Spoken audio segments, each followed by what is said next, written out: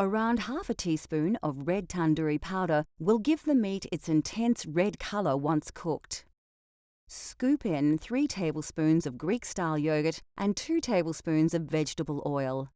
Now grab a spoon and thoroughly mix all the ingredients together. Your tandoori mixture is now ready to be added to the meat. At this stage, it's a good idea to wear gloves as the tandoori mixture will color your hands just as well as the meat. Take your lamb cutlets and place them in a large mixing bowl. Scoop 2 teaspoons of ginger and garlic paste over the lamb and add the rest of the lemon juice. Add around 1 teaspoon of chili powder plus a teaspoon of salt and thoroughly massage all these ingredients into the meat. Now add about 6 tablespoons of the tandoori mixture that you have prepared earlier. Rub the mixture into the lamb well and ensure that all the cutlets are covered. Place the cutlets onto a plate, cover, and store in a refrigerator for at least 4 hours, although overnight is best. This allows all the flavors of the spices to penetrate the meat. Instead of a tandoori oven, we're going to use a barbecue to cook the marinated lamb. Preheat the barbecue to a very high temperature and place the cutlets onto the hot plate, allowing them to sizzle in the rich marinade. Once they start to brown, turn them over and let them cook for another few minutes. Cooking the meat on a high heat will blacken the marinade in places and cook the outside of the meat well, while still keeping the cutlets tender and juicy inside. When ready, place the cutlets on a bed of lettuce. Serve with a simple salad made with cucumber, red onion, tomato and coriander. Finally, garnish with a wedge of lemon, which can be squeezed over the cutlets just before you enjoy them. Still to come on Cultural Flavors, India. We spice things up with an authentic style curry with Punjabi influences. Breads are eaten everywhere and mainly used to scoop up the main meal, especially in the Punjab region. We have different types of breads there. We don't eat too much of rice there, it's mainly bread. There's naans, there's bhaturas, there's chapatis, which I made today, there's parathas, there's stuffed parathas with, methi, which is fenugreek leaves. We love our bread in India, we do a lot of it there.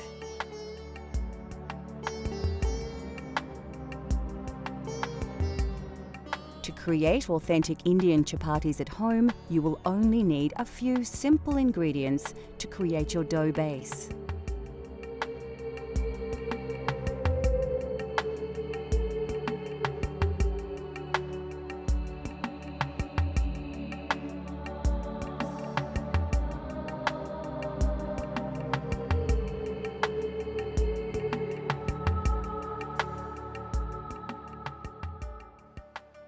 First, place your flour into a mixing bowl, add some water and then some oil, and start mixing it with your hands. Work the liquid through the flour, forming a dough, and add more water as you go until all the flour is picked up by the dough and it becomes slightly elastic. Make sure you knead the dough well. It should be malleable but not sticky. Then leave it to rest for 20 minutes. Take small pieces of dough and roll them into small balls. Coat them with some reserved flour, then work them into a disc with your hands. You can then roll them flat and thin with a rolling pin, adding flour as required to prevent the chapati from sticking to the pin or board. Place the rolled chapati on a floured plate and continue until you have used up the dough. When you have all your chapatis prepared, heat a griddle plate or non-stick frying pan until it's very hot. Don't use any oil though. Start cooking the chapatis on the hot griddle until they puff up. Then turn and cook the other side, pressing lightly around the edges with a folded tea towel. As each one is cooked, wrap in a clean tea towel until all are ready. This prevents them from drying out. To serve, lightly spread with ghee, which is clarified butter. Chapatis are generally served as an accompaniment to curries and vegetables.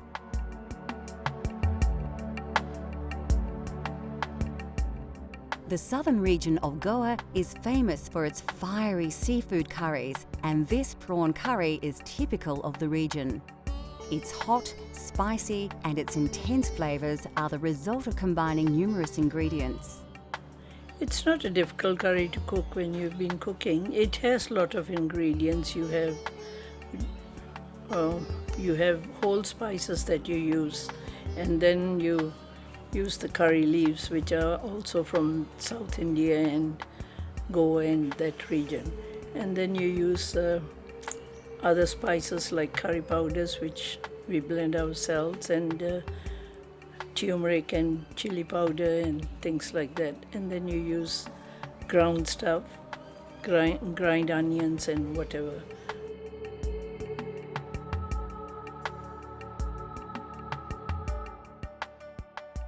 Like most curries, the secret is to start with a good curry paste. Combining these ingredients in an electric blender is a quick and simple way to make a great base for your curry.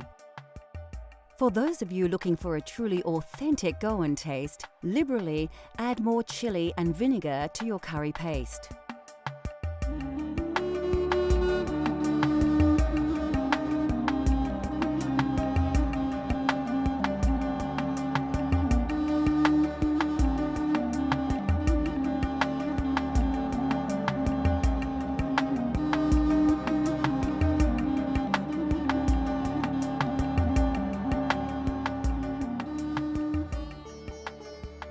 The second stage of this recipe requires a vast array of spices and other ingredients, so it's important to ensure that you prepare everything well before you start cooking.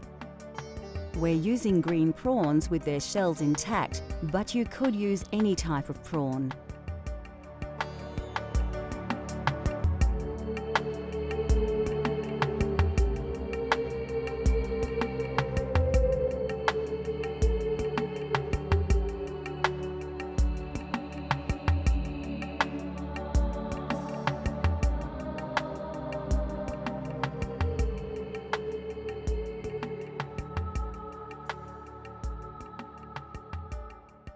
Goan prawn curry is usually enjoyed with basmati rice or eaten with breads such as chapati or naan. To begin, place a chopped red onion into your blender. Add 2 long red chilies and about 3 tablespoons of cooked white onions, 4 peeled cloves of garlic and 2 tablespoons of tomato paste. Next, add 2 tablespoons of white vinegar, 3 chopped tomatoes and half a red capsicum chopped. Finally, pour about 1/4 of a cup of water over all the ingredients. Now blend everything together until you have a well-mixed liquid paste.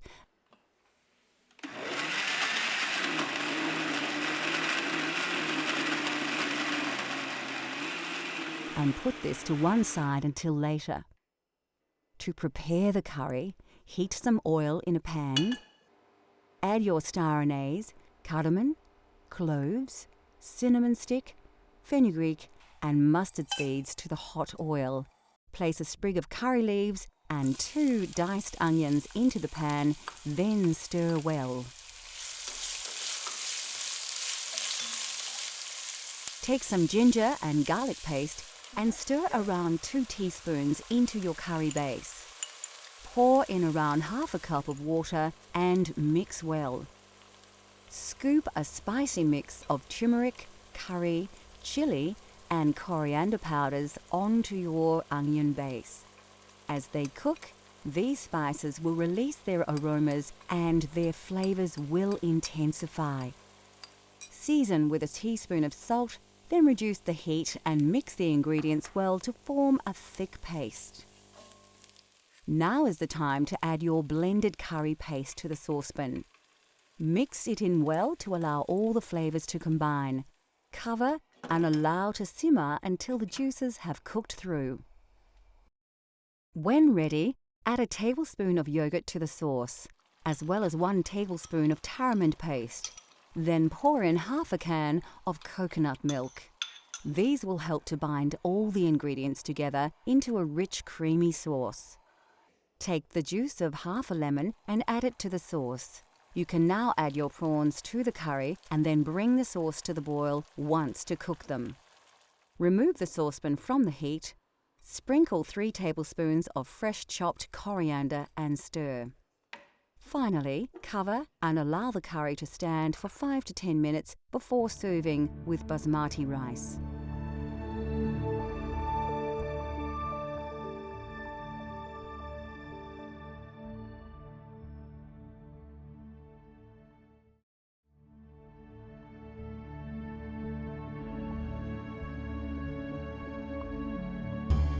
India produces more lentils than any other country in the world. These pulses are packed with high levels of protein as well as many essential minerals and vitamins. They are inexpensive, extremely nutritious, highly versatile and considered by many to be one of the healthiest food sources available. The most popular variety is Moong dal. Commonly mixed with rice and sometimes with vegetables, these lentils form the basis of many very simple but healthy meals in India. They are so highly regarded by some Indian doctors that they are even prescribed to help with many stomach ailments. Black urd dal is very popular, especially across the north of the country. It forms the main ingredient of dal makhani, the most characteristic signature dish of the Punjab region. Made with cream and butter, the dish takes over 8 hours to prepare. Very tasty and nutritious, dal makhani is usually accompanied by rice or served with freshly cooked chapatis. The white variety are simply black urd dal with their intensely flavoured shells removed. These are often soaked and ground to make delicious donuts, which are very popular throughout India. In southern regions such as Kerala, cooks use tur dal to create sambar, a spicy soup made with vegetables and tamarind. These small split chickpeas are chana dal. They have a variety of uses, not least as an ingredient in the crispy papadam, a favourite accompaniment at most Indian restaurants around the world.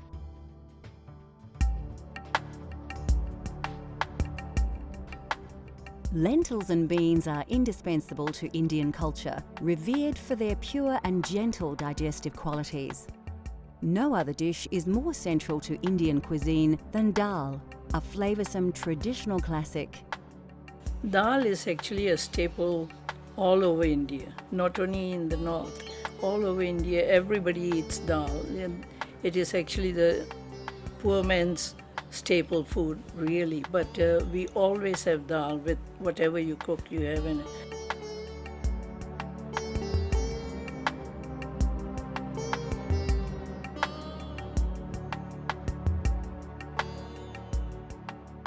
From north to south, dal in all its forms is central to Indian cuisine. Although dal seems like a simple dish, the preparation and complexity of its ingredients comes as a surprise to many. With a little time though, anybody can create a delicious dal at home.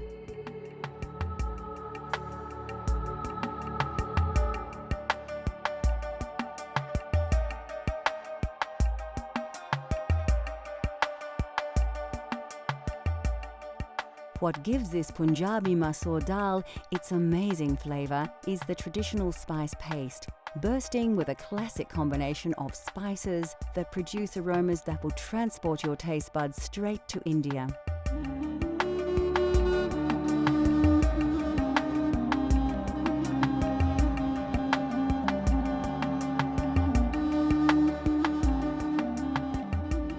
Although once limited to a very select few, all these exotic spices can now be sourced directly from your local supermarket.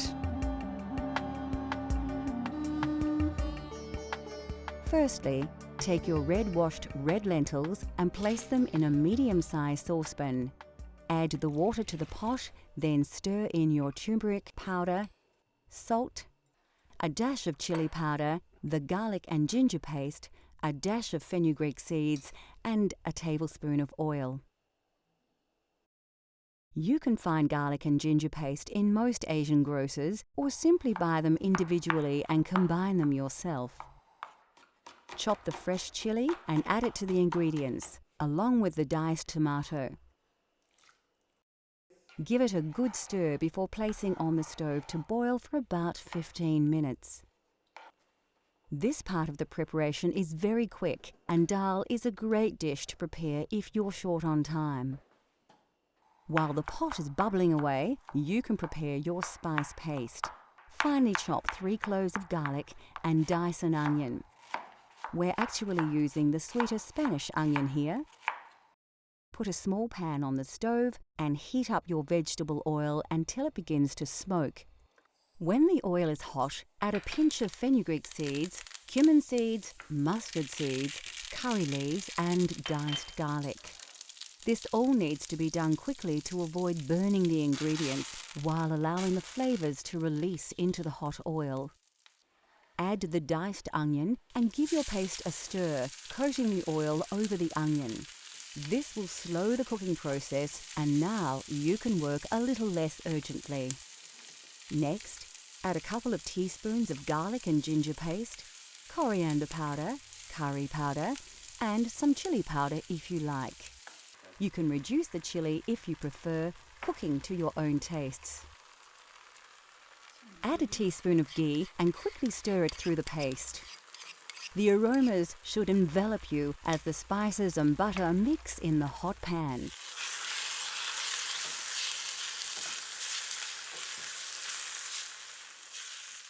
By now, your dal should be cooking nicely, and a large portion of the water will have been absorbed by the lentils. Stir the spice paste into the dal on the stove top and mix in well. Keep it on the heat while stirring to help the flavours combine. Lastly, finely chop some fresh coriander, stalks and all, and add it to the dal. Keep a little aside to use as a garnish when serving. Now you too can prepare a traditional Punjabi masoor dal, a delicious, authentic vegetarian Indian dish, rich in flavours and good for you as well.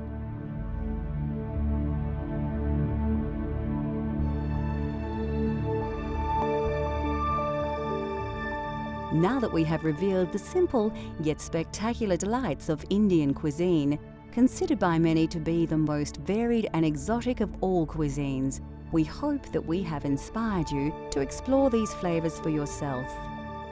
Cultural Flavours continues to explore the world and its cultures through the diversity of food. From India to Italy, Greece to Africa, let Cultural Flavours take you on a gastronomic journey so you can experience the tastes of the globe at home.